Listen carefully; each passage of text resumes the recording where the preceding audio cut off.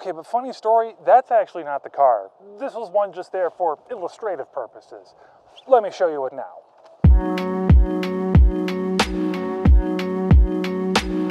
You're watching Olsen Spec.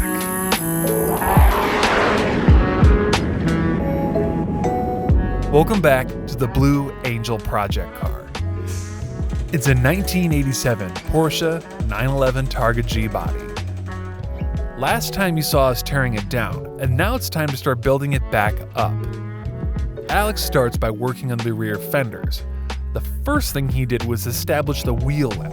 That's going to help figure out what your clearance is going to be for the rear tire and the shape of the wheel arch. We went for kind of a more aggressive look, kind of similar to a bolt-on fender flare. Once we're happy with how it all was fitting together, we welded it and used that shape to create a template out of paper to mirror on the other side of the car. Now, one thing you'll notice is that Alex uses a lot of different colors of tape. The tape is actually different widths, and it's what he uses to measure out how much space he wants on each side. It allows him to have some forgiveness and adjustment to the size of the metal. Then he's using the power hammer, and you'll see that it's kind of glistening. That's because he's using something he calls hammer juice.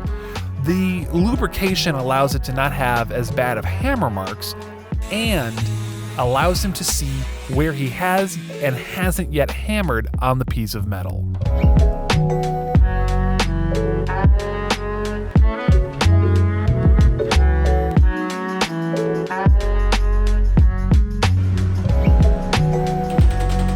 Back, we went 3.5 inches wider on each side for a total of 7 inches, and on the front we went 2.5 inches wider for a total of 5 inches wider. This thing has got some serious hips.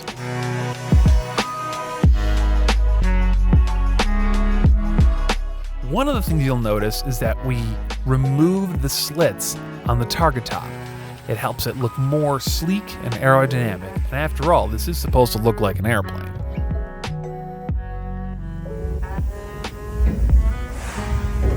Hey, I want to ask you, you're Alex, what? No. I was about to say, because I don't recognize this. Ooh. Yeah, I had to do it. Looking clean. Thank you. Well, if you find Alex, let me know, okay? Yeah. He's supposed to be working on this car, but thanks for helping out. All right, Alex, it's been a minute since I've checked in with you on this bumper. You're done. I'm done. Tell me about it. We had to widen it to get a 315 in the rear. It was a 3.5 inch wide on each side. It went from a 3-piece bumper into 1-piece bumper. We got rid of the seams. We transitioned into the license plate panel. We got rid of both seams. We got rid of all the rubber, the rubber bumpers that goes along the sides. So it just looks a lot cleaner that way. It might be a little more difficult to install, but at the end result, it looks much cleaner, much sharper. One of the challenging parts of it was these side profiles, because this is not exactly just like a radius curve. It actually has like 2 radius bends in a reverse curve. So this is kind of my template. You can see how it kind of does one radius, it gets flat, and then into another radius. So that was probably one of the more challenging areas of it. And also keeping it in a reverse curve. I don't know, that came out pretty well. I think it looks more than pretty good. I think it's incredible. All right, and then what's next on the forecast? It's front bumper, right? Front bumper, yeah. All right, well, I've seen you do it before. I can't wait to watch it again. Yeah, that's what we do here.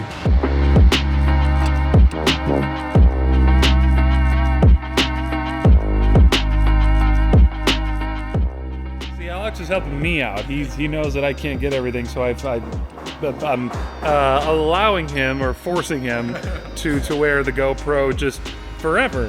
Forcing. Forcing. Alex, are you deaf with how loud everything is? What? Exactly. Probably. Probably.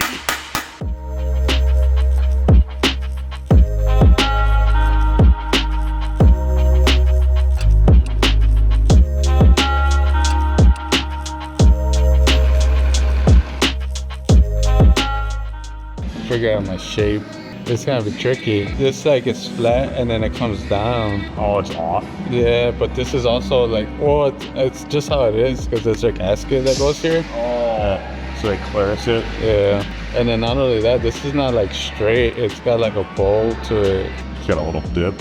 Yeah, we'll see. We'll figure it out. We'll get it.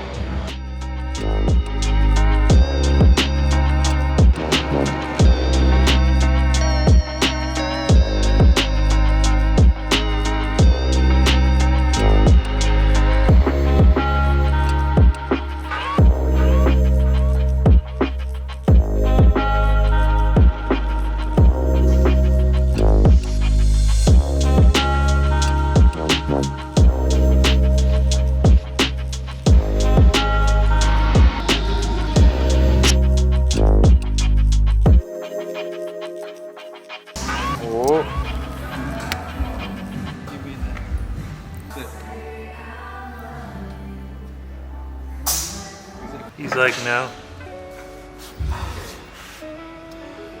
He did it once he saw the camera turn the other way. Like, oh, yeah, he went home.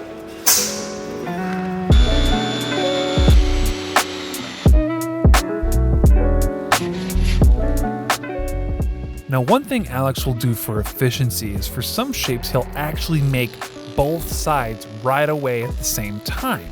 That way he knows he's got the exact same shape for both sides of the vehicle.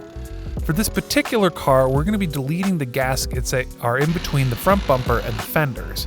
So he needs to make sure that he gets the exact right measurement and shape for it. One little trick he'll use is as he's setting it up here, he's going to have little spacers to ensure that the right amount of gap is there the whole way across.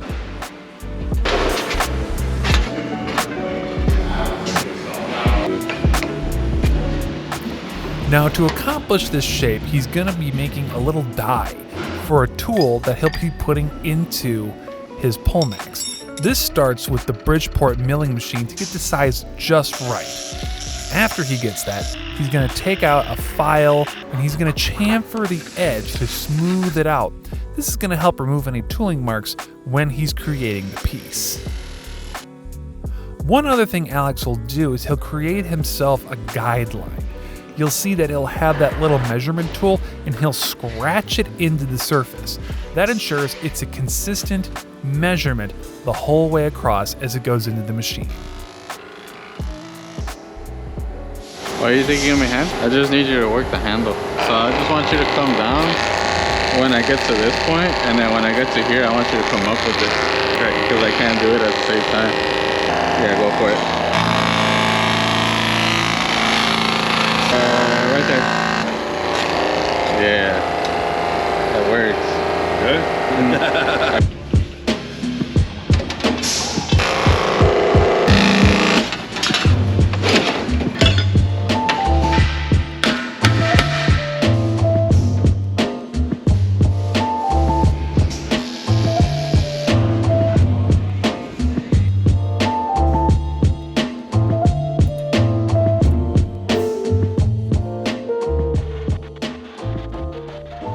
I was curious, so I asked Alex, how did he get an interest in metalworking? Well, he told me that his interest started back when he was a child. His grandfather owned and ran a metal spinning company. Now, I didn't know what metal spinning was until I looked it up, but it's actually the process of making pans and bowls out of discs of metal. And the shaping and the spinning and the forming of it is very similar to what Alex does now. And that was really what germinated his interest in what you can do with metal.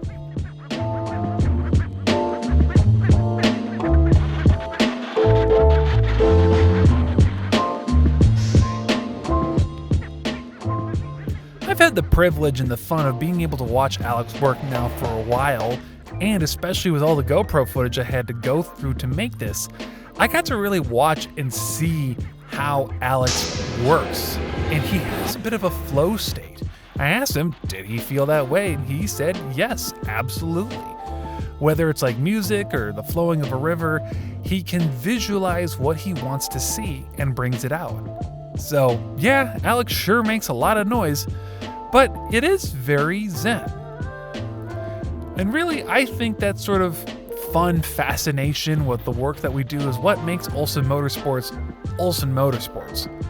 Each of us have a deep passion for the work that we do, to see the best, to do it faster, to do it better. And I think that's really what fuels and drives Olsen Motorsports, and I think that translates into the vehicles that we build. And that's what makes this one-of-one car truly Olsen spec. A 90-degree. Oh wow, very advanced, Very advanced. very cool. We're really playing it up.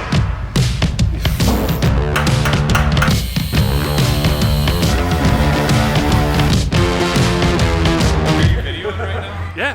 We got media to make, dude. I don't know why you're standing around. I'm making the media right now.